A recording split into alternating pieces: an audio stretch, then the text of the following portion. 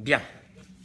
Alors, Bezrat Hashem, pour la Refouachet Lema de Tinok Ben Shani et la Refouachet Lema aussi de Chaya Bat Miriam, Batelea Bat Miriam, Elon Ben Dvora Bamari Rabbi Avraham Bar Simcha, Rina Bat Naomi Gila, et que Bezrat Hashem, le mérite de cette Torah. Bon, j'ai dit ce soir, c'est le 31 décembre. Je me suis dit peut-être que nos frères seront occupés ailleurs et tout. Baruch Hashem, Bet Midrash Baim, on vient, on s'assoit, on étudie la Torah, c'est extraordinaire. Alors, ce soir, donc dans Parashat Va'era, dans Shemot, on va voir ici un thème, mais avant de le découvrir, on va ensemble voir qu'est-ce qui s'est passé un petit peu cette semaine. Vous savez que 7 des 10 plaies sont dans la paracha de cette semaine. 7 des 10 plaies. Alors, si on commence, il y a eu des années où je me suis concentré sur une seule plaie. La grandeur d'une seule plaie. Nous, on s'imagine que les plaies, c'était des petits trucs climatiques ou des choses comme ça. Chaque plaie, c'est énorme. Mais là, aujourd'hui, je vais aller pas sur les plaies, mais sur Paro lui-même. Voir un petit peu le fonctionnement de cet homme-là. Alors, la Torah nous dit que, au moment où c'est que donc Moshe Rabbeinu et Aharon viennent pour annoncer à Paro et lui demander Baruch Haba, et lui demander de faire sortir donc les béné Israël d'Égypte. Vayomer Hashem el Moshe. Je commence depuis le début. Suivez-moi bien, parce que les informations vont arriver les unes après les autres, pour après arriver à une vraie question existentielle de cet homme. Et au fait, c'est un peu nous dans notre vie. Alors, il lui dit donc, Hashem il dit à Moshe, je t'ai nommé, donc je t'ai placé en maître pour Paro et Aaron, ton frère, sera ton prophète, ton porte-parole. Donc il y a Moshe Rabbeinu, c'est lui qui donc reçoit les ordres, il les transmet à Aaron. Aaron, c'est lui le porte-parole, c'est lui qui va parler avec Paro. Et donc il lui dit, Va'ani, alors c'est quand même une chose qui est extraordinaire. Va'ani akshe et lev Paro, je vais endurcir le cœur de Paro et je multiplierai mes signes et mes prodiges dans le pays d'Égypte. Donc apparemment, toi tu te dis, donc qu'est-ce qu'il a fait à Kadosh Baruch Hu tout de suite? Qu'est-ce qu'il a fait? Il a durci tout de suite le cœur de Paro? Tout de suite ou non? Non, il a dit je vais le faire. Alors attention, Rashi ramène donc déjà les paroles du Midrash. Ve'afal piken bechamesh makot arishonot lo ne'emar vayichazek Hashem et lev Paro. Dans les 5 premières plaies, déjà, rentrez bien cette information dans la tête. Les 5 premières plaies, c'est Monsieur Paro qui est têtu. Personne ne lui a rien fait. Mais une seconde, tu parles du libre arbitre, tu veux parler de la grande question, est-ce qu'à partir de la 5e plaie, on lui a enlevé son libre arbitre ou non? 2 minutes, tu vas voir. Ah donc, les 5, et là, seulement, qu'est-ce qui est marqué? Chaque fois que vous allez le voir, il reçoit une année, qu'est-ce qui est marqué? Vayechezak lev Paro. Le cœur de Paro se renforça. Donc, pour les 5 premières plaies qu'on va voir, rentrez-vous bien dans la tête, Paro est libre. Il peut faire ce qu'il veut, il peut abdiquer, il peut dire il y en a marre, il peut dire ça suffit, et le gars il continue. Et il reçoit une 2e tannée, on va le voir, il continue. Qu'est-ce qui se passe ici? Alors, on va commencer depuis le début. Vayomer Hashem el Moshe. Alors ça commence la première présentation. Comment s'est passée la première présentation? Entre Moshe Rabbeinu, Aaron, 2 rabbins, qui arrivent chez Paro. Comment ça s'est passé? Parce qu'une fois vous vous êtes posé un peu la question. Un scénario, comment? Pas dans le film. Je sais même pas si, dans le film, il parle de ça aussi, non? Il y a ça aussi dans le film. Pas dans le film. Laissez le film de côté et essayez de voir qu'est-ce qui s'est passé. Parce que c'est la Torah qui va nous raconter, c'est pas le film. Donc la Torah, elle te dit, Vayomer Hashem el Moshe. Hashem il dit à Moshe, qui est d'Aber Alechem, Paro les morts. Paro, quand vous allez arriver la première fois chez lui, il va vous demander, Tenu lachem mofet, produisez un mofet. C'est quoi un mofet? Un miracle, un prodige. Comme preuve, vers Martha et Aaron. Donc il lui dit, ok, c'est bon. Il va te demander un signe. Tu lui diras, tu diras à ton frère Aaron, qu'il prenne son bâton, ve'ashler lifne Paro, et qu'il le jette devant Paro, yehil et tanin. Et il deviendra quoi? Tanin. C'est quoi un tanin? Tanin, hein? C'est très bizarre ce terme. En hébreu, tanin, c'est un crocodile. Je crois qu'il y a une marloquette, hein?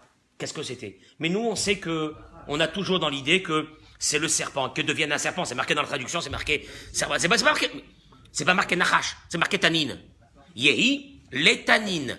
Moi, taninim, il y a Chavat taninim, c'est un endroit où c'est qu'il y a un endroit où il y a on fait grandir en Israël ici des crocodiles. Dans un endroit, il y a un truc. Mais taninim, on appelle en hébreu tanin, c'est un crocodile. C'est pas un serpent. Bon, en tout cas, c'est le serpent. D'ailleurs, Rachid dit, les tanines, nachash, c'est tout. Serpent. Qu'apparemment, il y a une discussion, à savoir qu'est-ce que c'est. Mais en tout cas, c'est ce qu'il dit Rachid. Donc, ils arrivent devant Paro, écoutez-moi bien. Ils arrivent devant Paro, Vayashlech Aharon et Matehu lifne Paro. Aharon jette son bâton devant Paro. Vayehi letanin. Il est devenu quoi? Un serpent. Vayikrag Paro la Chachamim et la Machashvim. Paro lui aussi a appelé les sorciers qu'il avait autour de lui, on va le voir dans les Midrash. Vayashlichu ish Matehu. Chacun a jeté son bâton. Ils sont devenus quoi? Des serpents, il n'y a aucun problème. Vaïvla Mate Aharon et Matotam. Le bâton de Aharon a avalé quoi? C'était plus des bâtons, c'était quoi? C'était des serpents. Pourquoi d'un seul coup la Torah? Pourquoi la Torah d'un seul coup elle est repassée au bâton? Hein? Pourquoi il est redevenu bâton? C'est-à-dire? Oui. Dans l'absolu, c'est un animal. Ça serait compréhensible qu'un animal peut manger le bâton. Mais est-ce qu'un bâton peut manger le autre bâton?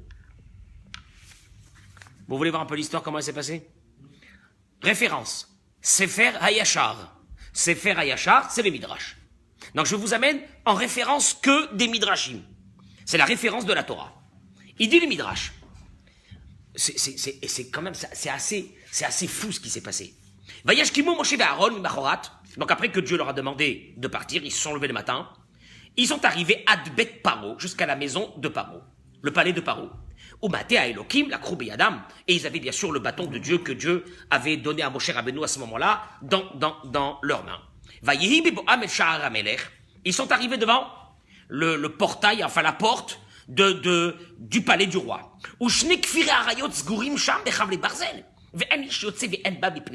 Il y avait des lions, mais des monstres, qui étaient postés devant le portail. Personne ne peut rentrer. C'est-à-dire, essaye de rentrer quand il y a des lions affamés, tu vas voir. Qu'est-ce qui va se passer?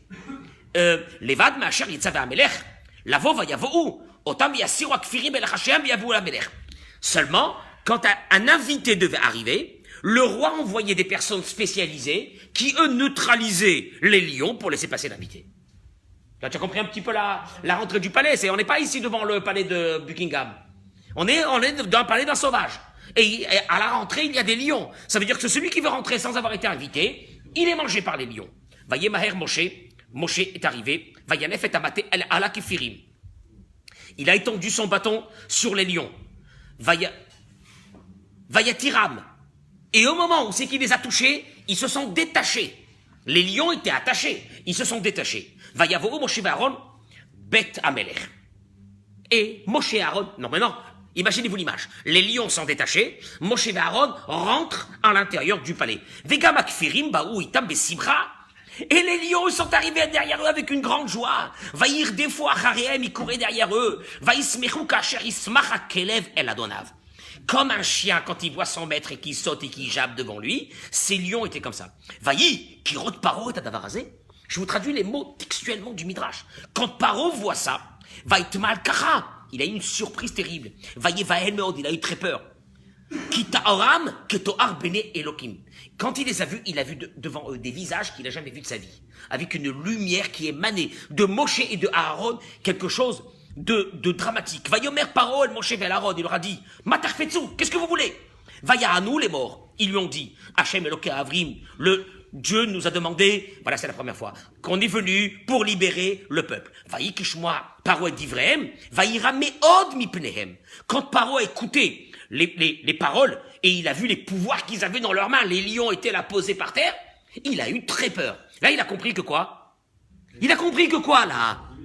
Je sais pas, imaginez-vous un pays qui base son capital militaire sur les plus grands radars, avec les missiles solaires les plus grands, et qu'un ennemi arrive avec des avions, il neutralise sur place tout l'armement militaire de ce pays, et il rentre et il tourne autour du pays. Qu'est-ce que tu fais à ce moment-là? Tu te dis quoi? Ah, tu te dis c'est foutu. Et là, c'est ce qu'il est en train de voir. Il a dit, pendant cher en l'âme. Parce que vous allez voir qu'est-ce qui s'est passé entre-temps. Il n'y a pas que les lions. Mais déjà, les lions. Ça veut dire, c'est plus des hommes que j'ai devant moi. Je ne sais plus c'est qui ces personnes. Vayomer, alors, il aura dit, les royaumes, ou batem et machar. Il aura dit, s'il vous plaît, allez-y, revenez demain. Il ne peut pas leur dire non. Il a besoin de savoir qu'est-ce qui se passe. Vaya Soukit Varamelech, ils sont partis. Donc, rappelez-vous bien dans l'histoire qu'il y a eu un premier jour, ils ont été quand même bien reçus. Paro, les craints, Paro a très peur. Vayi Bilirtam, ils sont partis. Vaishtar Paro, Vayikrael Bilam. Qui l'amène tout de suite? Il amène Bilam avec ses deux enfants. L'un, il s'appelait Younous, et le deuxième, il s'appelait Yambarous. Yambarous, de grands sorciers. Il faut voir les livres de Kabbalah quand ils parlent de eux. Il y a un livre de Kabbalah qui dit que c'était eux, entre guillemets, ce qu'on va plus tard appeler Romulus et Rémus, je sais pas, dans les trucs de la Rome antique, quelque chose comme ça. Mais en tout cas, il y a quelque chose avec eux. C'était ces enfants de Bilam. Ils arrivent, et avec tous les sorciers. Donc, il y a ici un cabinet de crise qui s'installe chez Paro. Va y s'appeler la Melech et Advarim, il aura dit, regardez, deux rabbins, ils sont arrivés. Mais il faut voir d'abord leur visage, comment j'ai eu peur. Mais ils avaient des belles barbes, des yeux qui émanaient d'une lumière. Je vous dis même pas, les lions, c'était la honte. Les lions, là, qu'on a amenés, qu'on a payé chacun 100 000 euros pour me protéger, deux petits chiens, ils étaient à côté en train de japper devant eux. Dites-moi, qu'est-ce qui se passe ici? Alors, ils lui ont dit, Bayemer Amelech. Et il leur a raconté, ils ont pris leur bâton, ils ont étendu sur les lions, ils les ont libérés, ils sont venus avec eux. Bilam Ben Bero. Qu'est-ce qu'il dit Bilam? Il dit, non, il lui dit, t'inquiète pas. Oh, ça va. Ah, tu nous as fait peur. C'est des sorciers comme nous. Ça va, le Karaklou, c'est des sorciers comme nous. Ve'ata, shelach naba adam, ve'yavo ve'nifrena. Alors, s'il te plaît, maintenant tu les apportes parce qu'on voudrait voir un petit peu qu'est-ce qu'ils savent faire.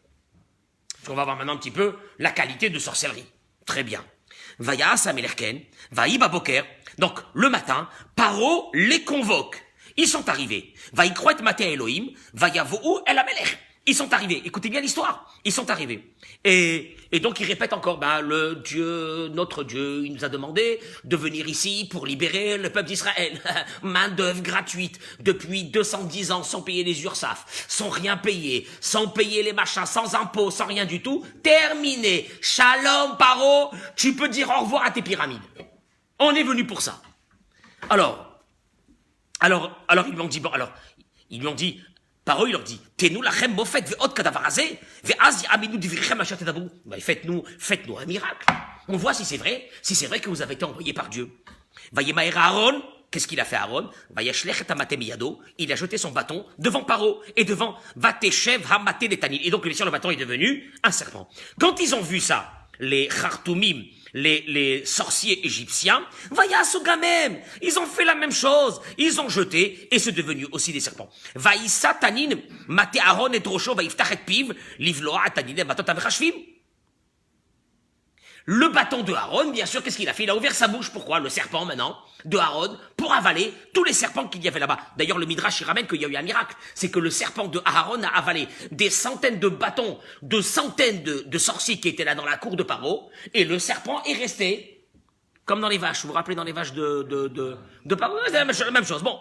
Vayan Bilam, il a dit, Mimekedem ayadavarazé, ashiriv la'atani. Vous avez vu un truc extraordinaire, là?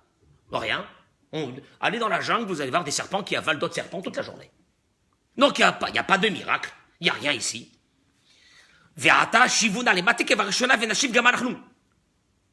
On va vous lever le degré. Rendez tous les serpents qu'il y a ici, et le tien, et tout le monde, des bâtons. Mais si ton bâton, en restant un bâton, il avale des bâtons, alors on saura que c'est pas possible, parce qu'un bâton n'avale pas des bâtons. D'accord, c'est le concept. Ve'im en, et sinon, ve'im aïn, hine heresh, atakamonu. Et si tu n'arrives pas à faire ça, donc t'es un sorcier comme nous. Il n'y a aucun problème. De rendre un bâton des serpents. En Égypte, on va le voir, c'était monnaie courante. Des sorcelleries, c'était monnaie courante. Donc, ça, t'es pas en train de nous faire un truc. Mais si ton bâton, ton serpent redevient un bâton et il avale des bâtons, alors là, il y a quelque chose. Vayemaer Aaron. Et c'est la fin du Midrash. Aaron, donc, tout de suite, Vaishlach Yado, Vaichazet Bezana Vatanin, Vayelemate Bekapo. Il attrape donc le serpent par la queue et il redevient un bâton. Mais ils ont fait la même chose. Vayarziku Ish Bezana Vtanino. Chacun a attrapé donc la queue de leur serpent, et c'est devenu des bâtons. Vaïbishuvam les matot, Vaïvlar Mate Aaron et Matotam. Effectivement, le bâton de Aaron, il arrive et il démonte tous les bâtons, il les a consommés, il les a mangés. Très bien. Et regardez un peu le niveau, parce qu'il y avait quand même un niveau de sorcellerie. On n'était pas dans du Harry Potter, on était encore beaucoup plus haut que ça. Regardez qu'est-ce qui se passe. Au moment où c'est que ils sont venus faire leur sorcellerie, il dit le Midrash, Shemot Rabba, Midrash Rabba, Parachatet Ot Vav. Il dit le Midrash, Miyat, quand il a vu ça, qu'est-ce qu'il a fait? Miyat Shalach Veivit Tinokot, Minha Iskuli. Il a apporté, lui, des enfants de... C'est quoi Iskouli? School. De l'école. C'est de là le mot l'école. On parle du Midrash, là. On parle du Midrash. Min je traduis. Ve'evitinokot min iskoli. Il a apporté les enfants de l'école. Ve'asu afem. Ils ont fait la même chose. Ve'lod, mieux que ça. Il a appelé sa femme. Ashuma, une femme... Elle fait mieux que vous, mieux que vous. Vous prenez pour des grands rabbins qui savaient faire des sorcelleries. Même ma femme, elle le sait le faire. Elle a fait la même chose.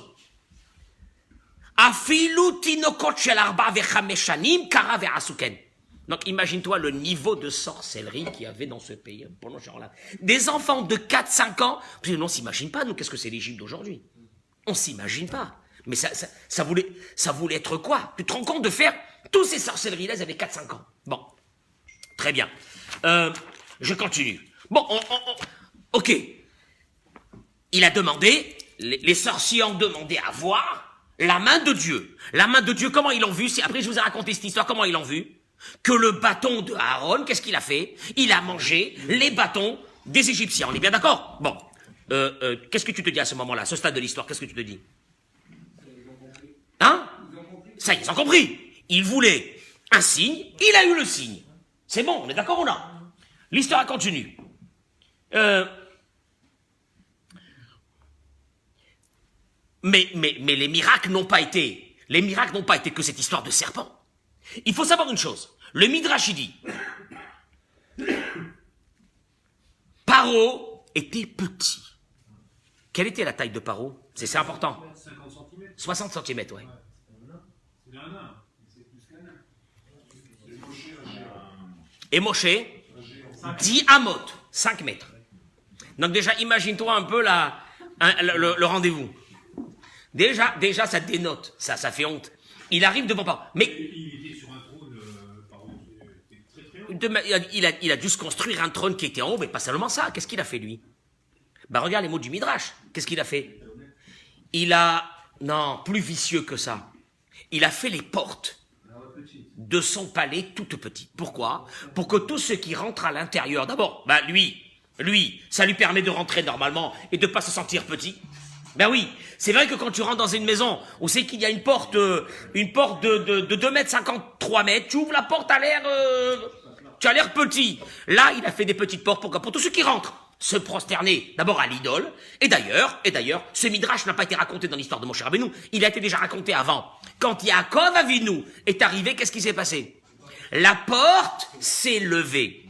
Et Yaakov est rentré sans se prosterner. Maintenant, Paro, il est là. Déjà, Paro, il est tout... Je ne sais pas si c'est le même Paro, hein. Mais même si c'est pas le même Paro, il a dû entendre cette histoire. Pourquoi il a dû entendre cette histoire? Parce que d'abord, c'est un miracle qu'une porte se lève. Mais je pense qu'il n'y a pas que le miracle. Les dégâts que ça a causé. Est-ce que vous avez déjà vu, vous, une porte qui se lève sans que tous les murs et les pierres qu'il y a autour et dans les coins, ils tombent? Non, il y a dû avoir de gros dégâts. Donc Paro est au courant de ça. Voilà comment Moshe Rabbeinu arrive, et qu'est-ce qu'il y a tout de suite? Qu'est-ce que c'est marqué là-bas? Vaya Amidéou, l'ifne Paro, chez Nichnas, les Midrash il dit, il s'est mis debout devant Paro, chez Nichnas Zakouf, il est rentré droit, Veloit Kofef, et il n'a pas eu besoin de... Comment c'est marqué ça? Dans le Pérekret, Pasuk Tetzaïn, c'est marqué, dans le Pérekret, Pasuk Tetzaïn, regardez, la Torah elle te lâche rien. Pasuk Tetzaïn, la Torah elle te dit, Gimel, voilà, Tetzaïn. Pérekret. Voilà, comment c'est marqué ici dans le Pérekret? Voilà, Vayomer Hashem el Moshe Ashkem Baboker, Vehitiatsev. C'est quoi Vehitiatsev? Vehitiatsev, ça veut dire quoi?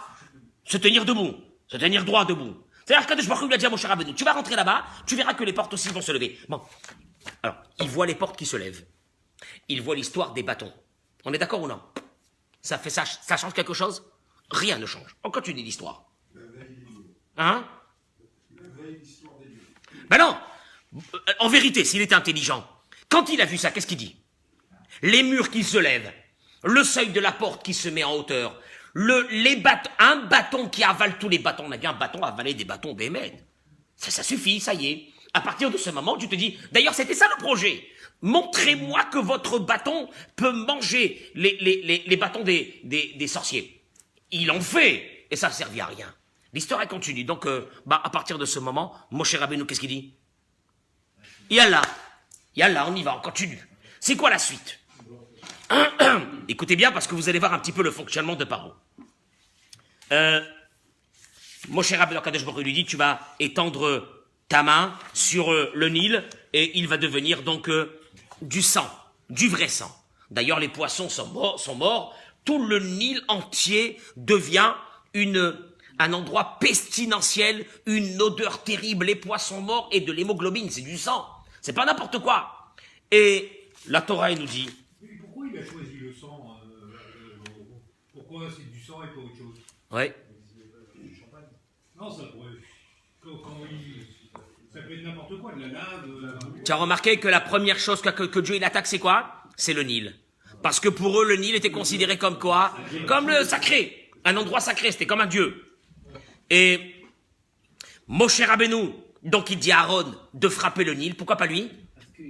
Parce que lui, il avait été sauvé par le Nil, comme on a parlé ce matin. Très bien, c'est devenu du sang. Midrash, une seconde, Midrash Rabbah Parachatet. Et là, c'est extraordinaire. Il y a quelques années, on avait fait un shiur que sur le sang. C'est pas possible, c'est pas imaginable ce qui s'est passé avec cette histoire du sang. Mais regardez, je prends juste un tout petit bout du Midrash. Amar Rabbi Avin, il dit Rabbi Avin, Mimakadam et Shiru Israël. Tu veux savoir d'où les bénis Israël sont devenus très riches? De la plaie du sang. Comment? Ketzad, comment? Amitzri Israël bebaït echad. L'Égyptien, imagine-toi, après le début de la plaie du sang, l'Égyptien et le Juif sont dans une même maison. Vehagigit mele amaim. Et voilà qu'à ce moment-là, il y a on va dire une cruche remplie d'eau. Maintenant, l'Égyptien, de l'eau, hein. L'Égyptien, il se sert, son verre est rempli de sang. Israël shoté maïm mitoch hagigit, le Juif aussi se sert un verre, et c'est de l'eau. Alors, l'Égyptien, il est là avec son verre de sang. Et il voit non, il a soif. Il voit le Juif avec un verre d'eau. Et il lui dit, donne-moi s'il te plaît ton verre d'eau. Bah, donne-moi ton verre d'eau. Il lui donne le verre d'eau. Le verre d'eau devient quoi? Du sang. Omerlo, il lui dit, on va mettre une paille. Toi, tu bois d'un côté. C'est pas très propre, mais je t'en prie, j'en peux plus. J'ai pas bu, ça fait déjà 2 jours, 3 jours, je vais crever, comment je fais? Alors, mais Vakacha, en plus c'est son patron. Il a soif, il est énervé. Vas-y, on met une paille. Et le Midrash, il continue ici. Il dit, Ve Israël shoté maïm, ve amitzridam. C'est affreux. De l'eau et du sang de l'autre côté. Ukshehaya lokeach mi Israël bedamim, haya shoté maïm. Et quand il payait, alors, c'était quoi le prix? C'était quoi le prix? Ici, c'est pas marqué. Mais c'est quoi le prix? C'était combien? Non, mais il y avait un prix? Est-ce que vous avez entendu qu'un Égyptien s'est plaint sur le prix? Pourquoi? Non, mais attends. Vous êtes des voleurs. Combien tu m'as vendu le verre d'eau? Combien? 100 shekels? C'est pas abusé? Pourquoi personne s'est plaint? Là, le Midrash, il ne le ramène pas, mais cherchez celui qui a le Me'am Loès, d'autres Midrashim, cherchez, vous allez trouver. Non. Le Midrash, il dit, si le... Baruch haba, j'ai eu peur, j'ai dit à savoir, Hasve Shalom, le 31 décembre, allez-nous. Ah, voilà. Tu es là. Baruch Hashem, j'ai eu peur, c'est ce que je t'ai dit. J'ai eu peur. J'ai cru à Hasve Shalom, la dinde, l'odama, les marrons, la bûche. Hasve Shalom. Tu te rends compte? Nous, on est en train de parler des plus belles choses. Que le monde, les plus belles choses du monde. Baruch haba, Beshem Hashem. Si vous voulez à boire quelque chose, servez-vous. Le Midrash dit, tu sais comment ça se passait? L'Égyptien prenait donc le verre. Le verre était quoi? Du sang. Il mettait sur la table, on va dire 100 shekels. Ça restait du sang. Il mettait 200 shekels, ça restait du sang. Et le Midrash dit, tout dépendait de la souffrance qu'il avait fait subir à son employé. Et donc il mettait, et le pauvre il arrivait 500 shekels à un verre d'eau, il dit c'est comme c'est abusé. Et quand il mettait les 500 shekels, ça devenait de l'eau. Son copain qui lui, égyptien, était un monsieur très bon avec ses employés et qui ne les a pas fait souffrir beaucoup, il mettait 10 shekels, il avait un verre d'eau. Il n'y a rien à faire. C'était pas le juif qui décidait le prix de l'eau. Nora ve'ayom, imagine-toi. Donc le juif il était là, il dit je suis désolé. Hein. Combien tu as mis déjà? 1000 shekels, ça n'a pas bougé. Je peux rien te faire. Hein. Continue, rajoute. Mais sur la cagnotte encore. Mais 1500, il lui disait, arrêtez, c'est chaud, hein. 1500 shekels le verre. Moi, à ta place, je bois même pas. Ça me fait mal au cœur. 1500 shekels un verre d'eau. Béhémet. Et le gars, il continuait. Ses yeux qui sortaient. Il savait que s'il mettait le prix qu'il fallait mettre, c'était là qu'à la fin, ça devenait de l'eau. Ah! Nora ve'ayom. Dites-moi, Paro, il bouge là dans cette histoire ou il fait rien? Qu'est-ce qu'il fait là? Regardez qu'est-ce qui se passe. Comment il fait pour boire de l'eau? Oh! Paro, lui, vous allez le voir, il n'est pas touché par cette histoire. Le Midrash Agadol, prenez le Midrash Agadol et regardez qu'est-ce qu'il dit. C'est marqué dans le verset, tout de suite, Vaïfen Paro, quand il a vu Paro l'histoire de l'eau, maintenant les mecs ils crèvent de soif. L'odeur, l'odeur. Les gars ils avaient des citernes, c'était que du sang. Les poissons, le type il avait un aquarium à la maison avec des poissons. Il regardait à l'intérieur de l'aquarium. Rien à faire, on ne peut rien faire. Et Paro, où il est? Eh bien le passage qui te dit, Vaïfen Paro. Paro s'est retourné, Vayavo el Beto, il alla vers sa maison, Velo chat libo, et il ne mit pas son cœur. Ça veut dire en 2 mots, il ne se préoccupa pas cette histoire. Pourquoi? Je ne se préoccupe pas cette histoire. Pourquoi? Eh bien le Midrash il dit, Vaïfen Paro, Vayavo el Beto, Velo chat libo, pourquoi? Magida Katouf. Le verset, il est venu te dévoiler. Shelon Isaac Paro bemakadam. Paro n'a pas été touché par le sang. Mipnema. C'est-à-dire, en 2 mots, lui, chez lui, dans son palais, il y avait de l'eau. Pourquoi? Il dit le Midrash. Mipne shloshat dvarim. Par 3 choses. 1. Echad shema yachzor les moutav. Akadosh Baruch Hu. Regarde. Moi, je veux peut-être lui donner encore une chance. Alors, tu sais qu'est-ce que je fais? Je l'épargne. Je ne fais rien. 1. Premièrement ça. Ve'od. Deuxièmement, chez Erich le Akadosh Baruch Hu, chez Guidel Moshe Bebeto. Oh, petit cadeau. Il dit le Midrash, parce qu'il a fait grandir Moshe dans sa maison. Il y a encore d'autres raisons. Donc Paro, vous voyez bien, il ne bouge pas. On continue. Donc Akadosh Baruch Hu dit à Moshe Rabbeinu, on passe à la vitesse supérieure. On fait quoi maintenant? Tzfarderim. C'est quoi les Tzfarderim? Les grenouilles. Mais lisez les Midrashim sur les grenouilles, ils allaient devenir fous. Les grenouilles. Regardez, je vous lis juste un Midrash. Le passage qui dit, Vata'ala Tzfardeya, la grenouille elle est montée, elle a couvert tout le pays d'Égypte. Vaya'asu ken achartumim. Les chartumim, les Égyptiens, enfin les sorciers, ils ont fait la même chose. Ils ont fait monter des grenouilles. Bon, enfin, on s'en fiche. Va écra Paro les Moshe. Et là, d'un seul coup. Paro, il appelle Moshe. Ah ben, qu'est-ce qu'il y a? Pourquoi dans le sang tu m'appelles pas? Qu'est-ce qui s'est passé? Et il lui dit, va yomer atirou el Hashem. Bevakasha. Priez à Hachem. Je vous donne mon prénom. Paro je sais pas quel nom égyptien, Ben Ramsès, je sais pas quoi. Paro, dites mon nom. Yatirou el Hashem, priez. Et que les grenouilles s'en vont de chez moi et de mon peuple. Et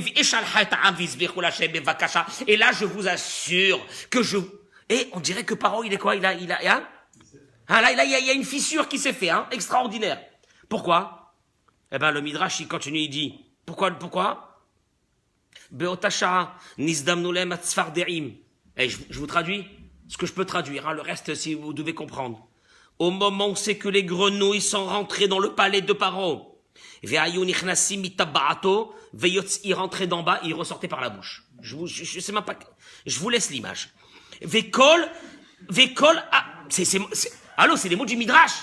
Ils rentraient d'en bas, ils sortaient de la bouche. Les grenouilles, Vekol Ach, Ochlusav, Ogdulafkar, et tous les ministres là-bas, les grenouilles qui sortent. Maintenant, tu n'arrives même pas à les empêcher de rentrer par en bas, ils rentrent. Les Kayeb, Vayou Atzfardea Koré, Mimre Paro. Et maintenant, les grenouilles, quand ils étaient dans le ventre de Paro, ils appelaient leurs amis qui étaient dans les ventres des autres personnes. Vetzfardea Omer Lachavero, très bien. Et là, il criait, il demandait à son ami. Et Mataï Netsemikan, quand est-ce qu'on sort? Je peux plus rester dans un ventre aussi. Quand est-ce qu'on sort? Et les grenouilles, c'est les mots du Midrash, je rajoute pas un mot. Et les tzfarderim, les grenouilles disaient l'une à l'autre, jusqu'à que vient le fils de Amram, Moshe Rabbeinu, qui prie pour qu'on sorte de là. Alors là, Paro, il est quoi? Lui-même, il est quoi? C'est monstrueux. Il est touché. Mieux que ça, si vous regardez les Midrashim, ça a commencé par une grosse grenouille. Et il a frappé, et il y avait des milliards de grenouilles qui sortaient. Maintenant, imagine-toi le corps d'un être humain qui grouille, et le ventre qui bouge, et des cris et des hurlements à l'intérieur. Et quand une grenouille, elle entend la voix de l'autre grenouille qui est dans le ventre du voisin, elle lui dit, ça va, comment tu te sens? Qu'est-ce qu'il y a à manger à l'intérieur? Et l'autre, elle lui répond. Et des cris, et un bruit monstrueux de fond. C'est Nora Verayom. Ces plaies-là qu'Akadosh Baruch Hu, il leur a donné, c'est terrible. C'est pas juste l'histoire de grenouille. Alors, bon, ok, donc il appelle. Là, il a, ben oui, oui. Là. C'est la première fois que j'entends que les grenouilles, elles étaient rentrées dans le corps des... Dans le corps, mais regarde, prends-le mais Amloès, après tu vas voir, tu vas dire, c'est pas possible, tout ce qui s'est passé dans chaque plaie qui est arrivé là. En tout cas, va Yomer Moshe les Paro, il te paiera là les matailles, à attir lecha velavadecha. Il lui dit, regarde, alors, extraordinaire, mais regardez un peu la monstruosité de cet homme-là. Il leur a dit, va Yomer Moshe les Paro. Alors, donc ils arrivent devant Paro, et il leur dit, s'il vous plaît, suppliez l'Éternel qu'il enlève les grenouilles. Moshe, il dit à Paro, il paiera là les matailles, à attir lecha. Je traduis les mots. Glorifie-toi sur moi. Pour quand vais-je supplier pour toi? J'explique les mots. Rachid dit, Ani ayom, mon cher Rabbeinu dit à Paro, je prie pour toi aujourd'hui. Shikartoa tzfardeim, la zman chetikaba tikvali. Dis-moi toi quand est-ce que tu veux que j'enlève. Moi je vais prier aujourd'hui. Et dis-moi toi quand est-ce que tu veux que les grenouilles disparaissent. C'est quoi cette histoire? Qui prie maintenant que les grenouilles disparaissent maintenant. Oui ou non? C'est par rapport à... 2 secondes. Vayomer, la réponse de Paro, c'est quoi? Un truc de fou. Les machar. Tu veux passer encore la nuit aux toilettes? Tu veux quoi? Qu'est-ce qu'il y a les machar? Les machar, il lui dit pour demain. Je veux... Vayomer les machar, les mots du Rashi. Hitpalel ayom, prie aujourd'hui, lui dit à Moshe, sheikar tous les machar, pour qu'elles soient exterminées seulement demain. T'as dit Shtagata? Pourquoi pas aujourd'hui? Et il dit sur ça le Even Ezra, tu comprends un peu le personnage, il dit le Even Ezra, Amar Rab Shmuel ben Chofni, El minag adam levakesh ak shasor makab ben Yad. Il dit, il ramène comme ça, ce que l'un des Tanaïm il disait, Chachav Paro a pensé, qui m'a arrêté de korfé shamaïm et via tzfardeim al mitzraïm, ou Moshe aya yodeh arze. Paro a dit, peut-être que Moshe Rabbeinu connaît, écoutez bien, simplement que c'est un symptôme qui se passent naturellement. Et Moshe, il sait qu'aujourd'hui, elles vont disparaître. Et donc, il est venu me proposer aujourd'hui de les faire disparaître quand? Aujourd'hui. Moi, je vais lui demander que je ne veux pas qu'elles disparaissent aujourd'hui. Je veux qu'elles disparaissent quand? Demain. Pour voir que ce qu'il me dit, est-ce que c'est vrai ou non? Et tu comprends que le personnage, il est quand même... Il est lourd, hein? Il y a un gros problème avec lui. Après ça, bon ben alors, il prie, mais il n'y a rien qui change, hein. Arrive la plaie des kinim. C'est quoi les kinim? L'époux. Et là, bien sûr que l'époux, même les sorciers, ils ont vu qu'ils ne pouvaient rien faire. C'était des poux qui sortaient de la terre, parce que le pou, il est tellement petit que même la sorcellerie ne peut pas arriver au pou. Donc, ils ont compris que ça venait quoi? Ça venait de Dieu. Il vient ici, écoutez bien, pour arriver à l'idée qu'on a envie de tenir sur Paro. Il vient au Rachaim Akadosh. Et il dit, il y a un problème ici. Il dit, regardez, vous avez constaté, dans la plaie du sang, Paro ne demande pas à Moshe Rabbeinu de prier que la plaie s'en va. Il retourne dans son palais, il s'en fiche. Pourquoi? Parce qu'il n'a pas été touché. Makat Sfardea, les grenouilles, tout de suite il appelle. Pourquoi? Parce qu'il est touché. Makat Kinim, qu'est-ce qui se passe? L'époux, il n'appelle pas. Rien du tout. Après l'époux, il y a quoi? Harov. C'est quoi Harov? Les bêtes sauvages. Les bêtes sauvages. Les bêtes sauvages. Ben, comment c'était l'histoire des bêtes sauvages? Comment c'est passé? Hein? Comment ça s'est passé? À Pessah, vous devez raconter toute cette histoire. Gardez bien tout ça. Pour raconter un peu à la maison. Comment ça s'est passé, les bêtes sauvages?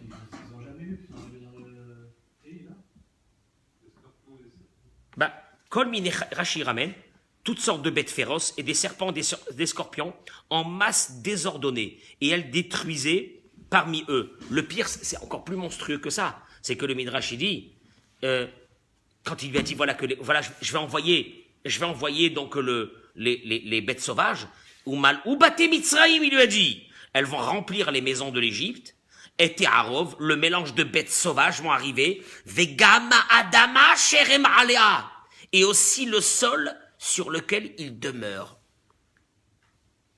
Vous n'avez pas compris? Chaque animal, il y avait un miracle, il avait besoin de son environnement naturel pour se sentir à l'aise, pour massacrer tout le monde.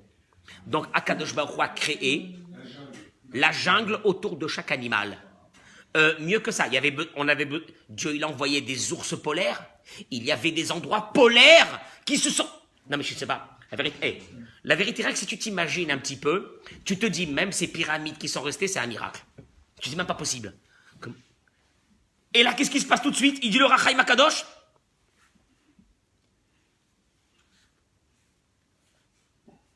Tout de suite, il les appelle de venir. Et il leur dit, s'il vous plaît, allez, vous voulez faire quoi? Vous voulez faire quoi? Sacrifier? Des sacrifices? Allez sacrifier. Va Yomer Moshe. Alors, Baaretz. Au fait, il leur a dit, vous voulez, c'est le début de la fin, il le sent. Vous voulez, paraît-il que vous voulez faire des sacrifices pour votre Dieu? Faites-le ici. Quelle a été la réponse de Moshe Rabbeinu? On peut pas. Pourquoi on peut pas? Parce que pour vous, les Égyptiens, les animaux sont quoi? C'est des idoles. Et si on le veut, on les fait, qu'est-ce qui va se passer? Ils vont nous lapider. Ils vont nous lapider. Il dit au Rachaim Akadosh, regarde, pourquoi dans les poux, ils ne demandent pas d'aide? Dans les bêtes sauvages, ils demandent de l'aide. Après les bêtes sauvages, qu'est-ce qu'il y a? Des vers. C'est quoi des vers? Une peste, des boutons, des ulcères. Dans les animaux, dans les hommes, etc. Et tous les animaux sont morts, sauf les animaux des Béné Israël. Arrive après, donc, après ça, qu'est-ce qu'il y a? Barad. C'est quoi Barad? La grêle. Qu'est-ce qui s'est passé dans la grêle? La Torah dit, hein? C'était le feu et la glace, ensemble, qui tombaient, qui a tout détruit ce qu'il y avait en Égypte. Très bien. Qu'est-ce qu'il fait tout de suite? Première fois, il les a appelés, il leur a dit, Hatati, j'ai fauté. Apparemment, cette fois-ci, Hachem a tzadik, Hachem, lui, il est le tzadik, ve'ani, ve'ami, racha'im. Et tu sens que quoi, qu'à ce moment-là, quoi? Là, il est à bout. Là, il est en train de... Ça y est. Là, il est en train de faire tchouva. C'est pas possible. Il dit le Rachaim Akadosh. Regardez bien comment il dénonce un petit peu qui les paro. Il dit au Rachaim Akadosh. Bemakat Sfardeya, non, d'abord, dans le sang, comme on l'a expliqué, il n'y avait pas de danger pour lui.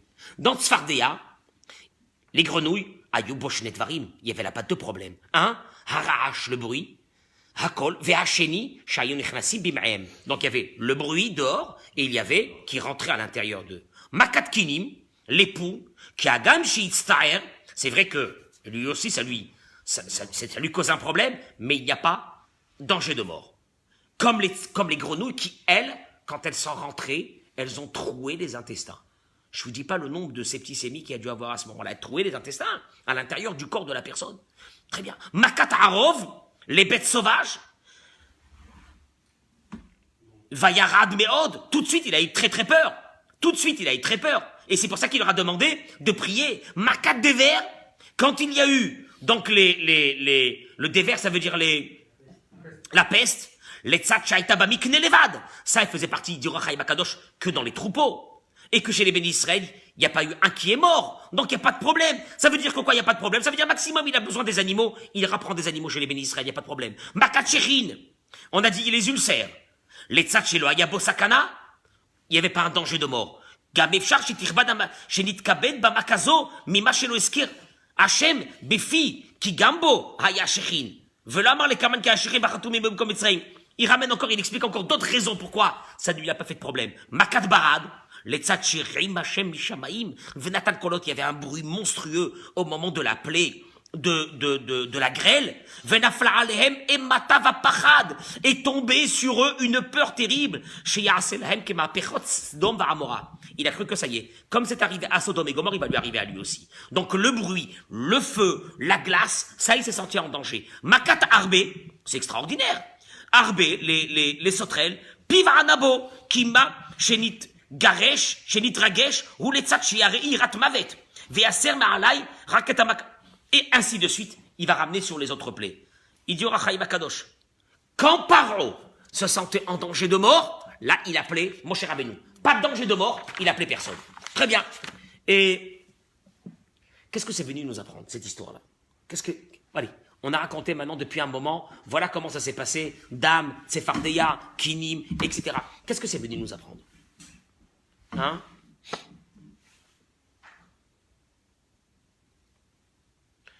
Il vient Ravlev Rasman dans son livre Yahel, et il donne un yesod extraordinaire. Il dit, regardez, Ribono Shorala, il y a un truc qui ne va pas ici. Si, à l'époque où l'Égypte a commencé à recevoir ses coups les uns après les autres, admettons, il y avait, à part les Égyptiens, il y avait bien des représentants d'autres pays qui vivaient là-bas, des ambassadeurs, des choses comme ça, on est bien d'accord. Des personnes qui n'étaient pas concernées, mais qui ont vécu ce qui s'est passé en Égypte, on est bien d'accord. Eux, ils sont en train de voir ça. Eux, c'est pas eux qui ont asservi le peuple juif. C'est pas eux qui veulent garder le peuple juif à l'intérieur. C'est pas leur intérêt. Ils sont là et ils observent qu'est-ce qui se passe. Il dit Ravlev Rasman, qu'est-ce qui serait passé à ce moment-là? Qu'est-ce qui a dû se passer à ce moment-là? Des personnes qui ont dû aller voir Paro et lui dire, Paro, dis-moi, Dame, le sang, ça ne te suffit pas? Sfardeya, les grenouilles, ça ne te suffit pas? L'époux, ça ne te suffit pas? Imagine-toi, l'ambassadeur, il est là, dans son bureau, il ouvre la fenêtre, il voit un ours polaire qui court derrière les... Et il voit des animaux, des éléphants, des lions, des tigres, des serpents, des scorpions. Qu'est-ce qu'il fait cet homme-là? Qu'est-ce qu'il fait à ce moment-là? Il court tout de suite voir Paro, il lui dit, dis-moi, ça va se terminer ce massacre ou ça va pas se terminer ce massacre? On est bien d'accord? Imaginons-nous à ce moment-là si on était en tant qu'observateur dans cet endroit. Eh bien, il dit une chose, c'est que... Qu'est-ce que Paro aurait dit, Michael? Ah, je continue. Comment il peut continuer? Comment un homme peut, dans cette situation, de recevoir des coups les uns après les autres et continuer comme si de rien n'était? C'est quoi le mécanisme? Voilà la question qui se pose. C'est quoi le mécanisme? Surtout que dans les premières plaies, Dieu n'avait pas encore renforcé son cœur. S'il ne l'avait pas fait, alors quel a été le fonctionnement dans la tête de cet homme pour se dire, après avoir reçu une claque, et une deuxième, et une troisième, et une quatrième, de rien dire et de continuer comme ça. Comment c'est possible? Parce qu'il ne voulait pas montrer que la tramesse peut-être, non? C'est supportable. Bon, la réponse de Rav Lev Hasman, elle est très simple. Ne pensez pas que c'est une chose extraordinaire. À l'intérieur de chaque être humain, il y a un paro. Et le Rambam, il dit sur ça. Le Rambam, il dit que le symbole de paro, c'est le symbole du Yetzirah. Ah bon? C'est quand même chaud, que ça veut dire. Nous, on est comme paro, que ça veut dire on est comme paro? Hein? Non, mais ce fonctionnement.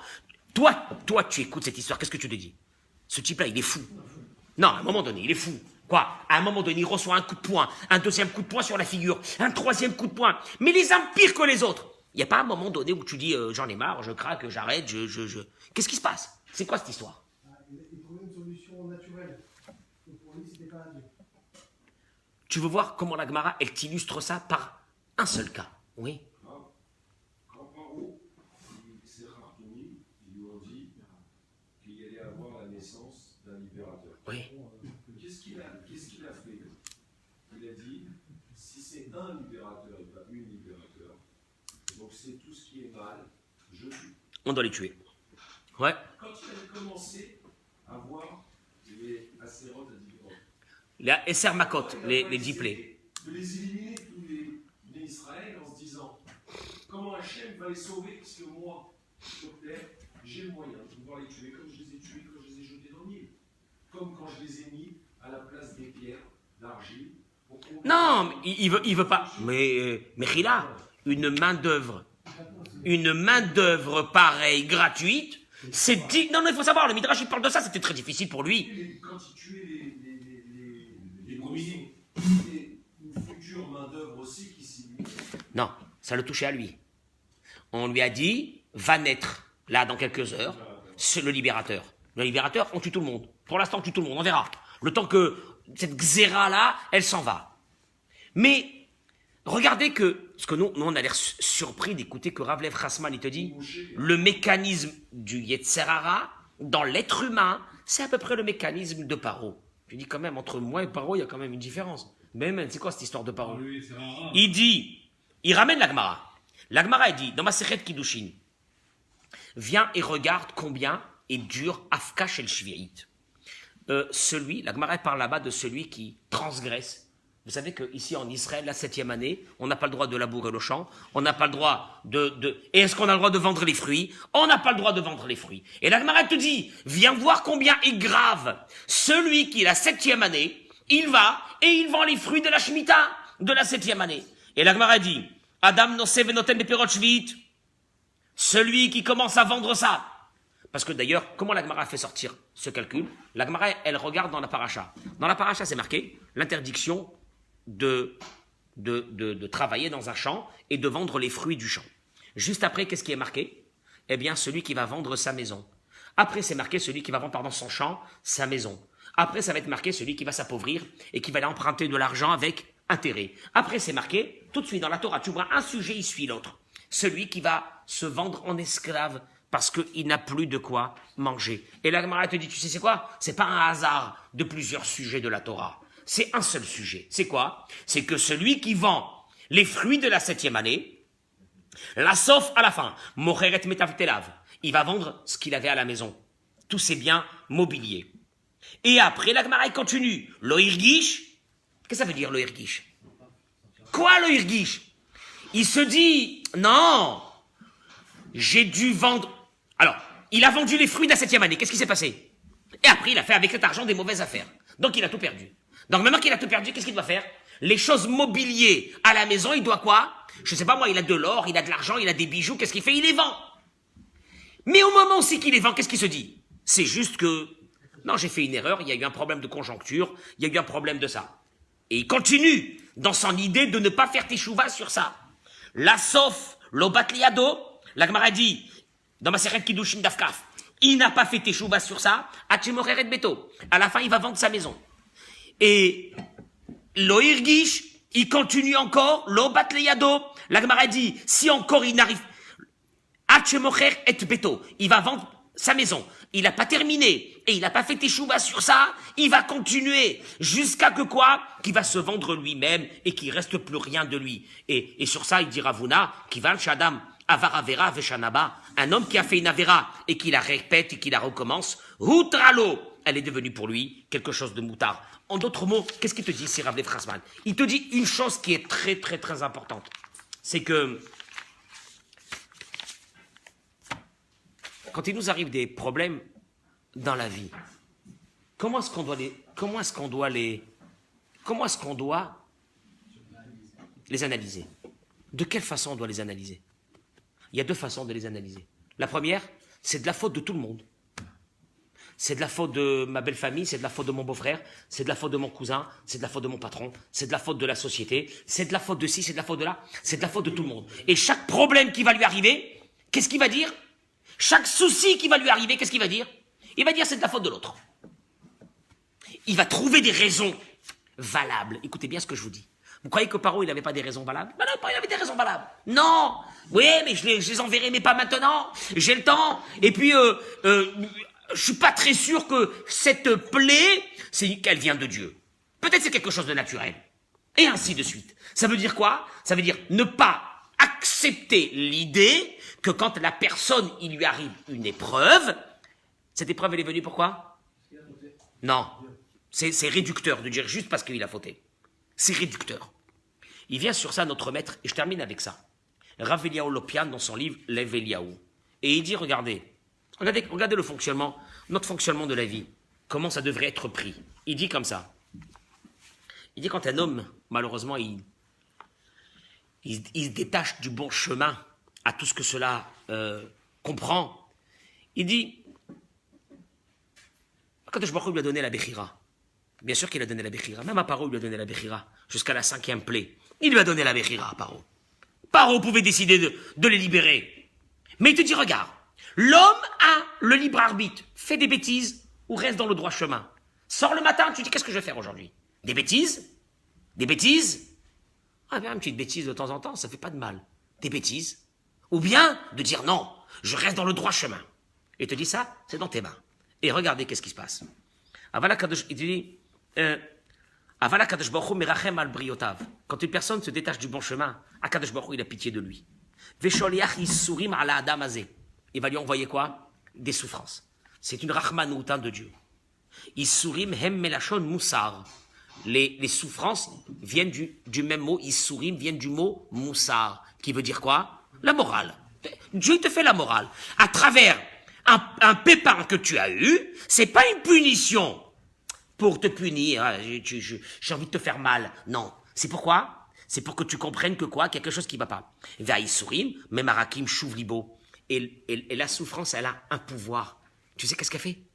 Elle rend le cœur, il était un peu dur, elle le rend quoi? Elle assouplit. C'est vrai que quelqu'un qui passe des mauvais moments, il est plus souple. Il est moins dur. Parce qu'il est en train de passer un mauvais moment. Tout le monde. Chacun passait dans sa vie ça. Tu pourras lui dire un truc, il prend pas trop, son cœur est malléable. Il y a moins de la dureté. Parce que les sourim, ils ont un pouvoir de rendre le cœur de la personne doux, de le rendre un peu mou, de lui enlever un peu de sa dureté. Venot limalichlour, il dit Rav Eliyahu Lopian. Et elles enlèvent la saleté et ce qui a bouché ce cœur, la vera. Elle a bouché le cœur de la personne. Elle lui a enlevé la faculté de voir sa vie. Eh bien, les souffrances, il te nettoie de ça. Et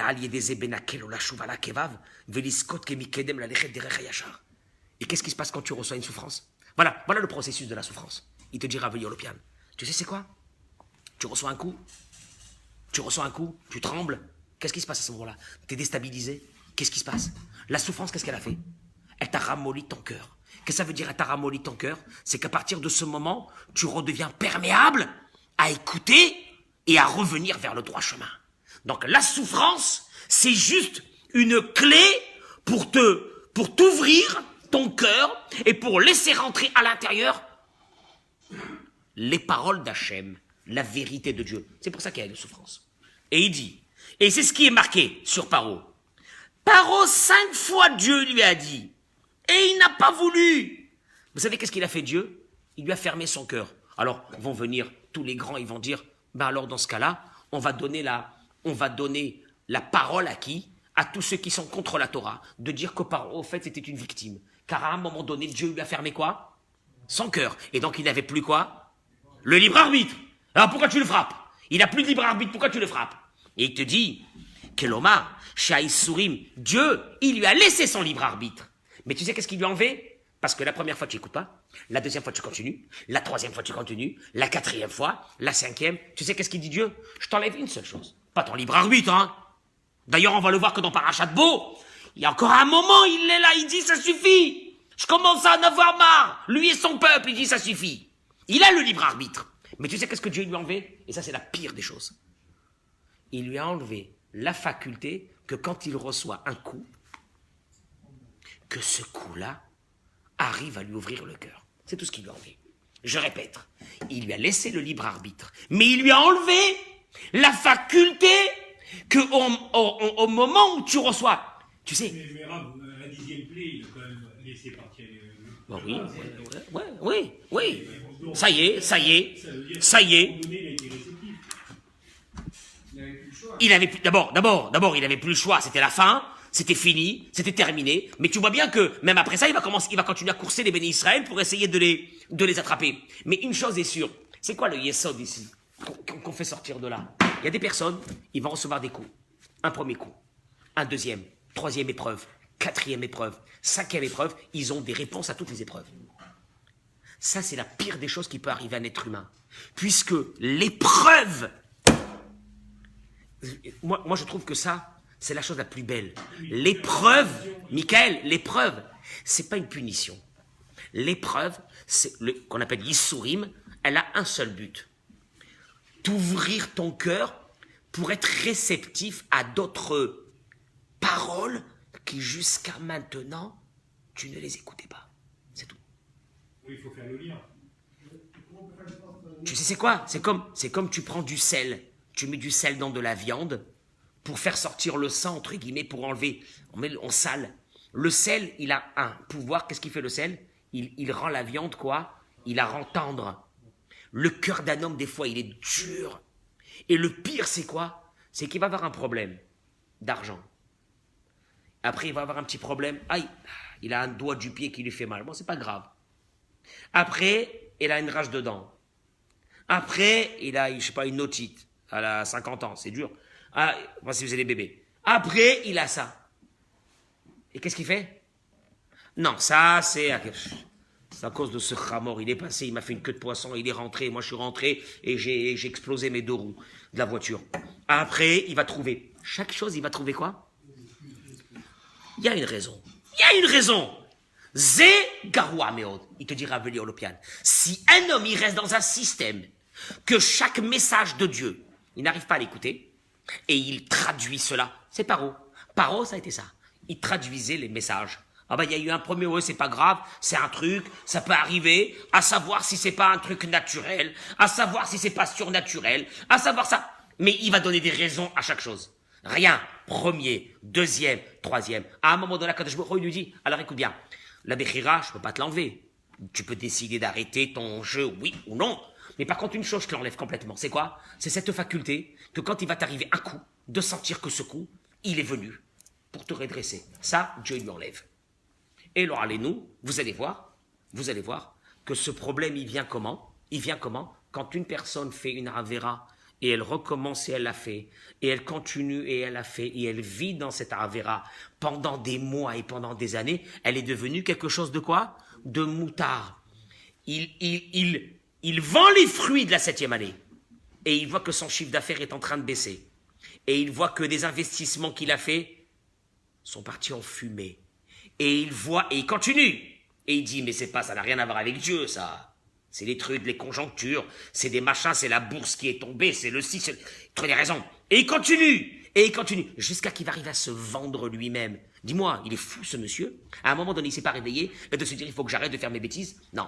Pourquoi? Parce que cet homme-là, le problème, il est comme ça. Le problème, c'est quand un être humain... Encore une fois, tu sais ce que Parole t'apprend? Une chose. Quand tu as un petit pépin, dis-toi, ce petit pépin, Akadosh Baruch Hu, il me l'a envoyé. C'est juste un message pour moi. Il veut que je change dans quelque chose. Reste toujours dans ça. Tu as un Nisayon de la vie, n'importe lequel. Qui n'en a pas? Qui peut me dire qu'il n'a pas des Nisyonotes? Qui peut me dire qu'il n'a pas des épreuves d'Akadosh Baruch Hu? Qui? Le seul problème, c'est que si cette épreuve, elle t'amène à te dire, Akadosh Baruch Hu, c'est un message. Je sais, j'ai compris. Il y a des choses que je dois arranger dans ma vie. Le Shabbat, c'est pas terrible. La colère à la maison, le karas, Avodazara, des choses comme ça qui sont pas bonnes. Je continue avec ça, j'arrête pas. Et je sais que tu m'as donné encore une claque il y a un mois, il y a un an, tu m'as donné encore une claque. Et moi, j'ai traduit la claque par des choses naturelles, c'est normal, c'est des trucs de la vie. Et j'ai pas compris. Ça, c'est très grave. C'est très grave. Et c'est ça ce qui te dit, Rav Lev Chasman, dans chaque Ben Israël, l'Oralénou, il peut des fois arriver à ce qu'il se conduit comme Paro. Paf, paf, il n'y a rien. Il est là, il continue. Et ils arrivent comme ça, des fois, des gens. Tu te dis, Ribono Shel Olam, pourquoi à un moment donné, il n'y a pas une teshuva qui a été faite? Quand je parle de teshuva, messieurs, c'est pas de devenir plus religieux, de laisser la barbe pousser et d'avoir une grande kippa. C'est pas ça, teshuva. Teshuva, c'est les midotes de la personne, les traits de caractère de la personne. Changer un petit peu ses traits de caractère. Changer un peu ses traits de caractère. Avoir la karatatov dans la maison. À karatatov, tu as une femme, tu as donné des enfants. À karatatov, ça fait partie des choses fondamentales de la Torah. À karatatov envers tes parents. Reconnaissance du bien envers tes parents, envers ta femme. Envers tes enfants, tu as raison. Envers tes enfants. Parce que grâce à eux, tu es devenu père. Oui, envers tes enfants. Tes amis, à karatatov. Mais c'est ça la Torah. C'est ça la tchouva. C'est sur ça d'abord qu'il faut changer. C'est sur les midotes. Parce que c'est facile que je vous dise de mettre maintenant le tefillin de Rabbeinu Tam. Ça, c'est sympathique. Mais ça n'engage rien dans ta vie. Ça n'engage rien. Il faut des choses qui t'engagent. Tu sais ce que ça veut dire, il faut des choses qui t'engagent. Il faut que de semaine en semaine, tu deviens meilleur avec les proches, meilleur avec la société. Et que tu te dis, Maourotse Akadosh Baruch Hu, qu'est-ce qu'il veut? Il veut que je m'énerve? Peut-être que non. Est-ce qu'Akadosh Baruch Hu, il veut que je réponds? Bien sûr que non. Est-ce qu'Akadosh Baruch Hu, comment Dieu, il veut que je me conduise? Comment Dieu, il veut que je me conduise? J'ai reçu un coup le mois dernier, j'ai compris. Maintenant, Hazvé Shalom, je change, j'avance. Et là, Akadosh Baruch Hu te dit, tous les coups que tu as reçus, je te les enlève en un instant. Je te les efface de ta vie. Je te donnerai les plus belles choses. Parce que tu as compris que mes coups que je t'ai donnés, c'était pas pour te donner des coups, pour te punir. Ça sert à rien de punir. Punir, c'est stérile. Punir, pourquoi punir? Quand on est quoi là? Tiens un coup. C'est pas ça. C'est que pour simplement, Akadosh Baruch Hu, Kasher yeyaser ishet beno Adonai Elohecha meyasereka. Comme un homme, il punit son fils, il ne le punit pas pour lui faire du mal, pour l'éduquer. Ainsi, Akadosh Baruch Hu, il te fait la même chose. Voilà, Rabotai, enlevant de nous, il faut enlever de nous ce paro qui est en nous, qui a fait que on n'arrive pas, chaque chose, on va trouver une raison. Et une fois Akadosh Baruch Hu, tu peux calculer combien de soucis on a eu dans la vie. Combien on a dit sur le dos parce qu'on a fait des mauvaises choses et qu'Akadosh Baruch Hu, il veut qu'on change. Dans tout, on a trouvé des raisons. Des raisons, c'était celui-là, c'était lui, c'était ma femme, c'était là. À droite et à gauche, que des raisons. Mais jamais remise en cause de la personne soi-même. C'est ça, Avodat Hashem. Avodat Hashem, c'est la remise en cause de la personne. Voilà. Chazak ou Baruch.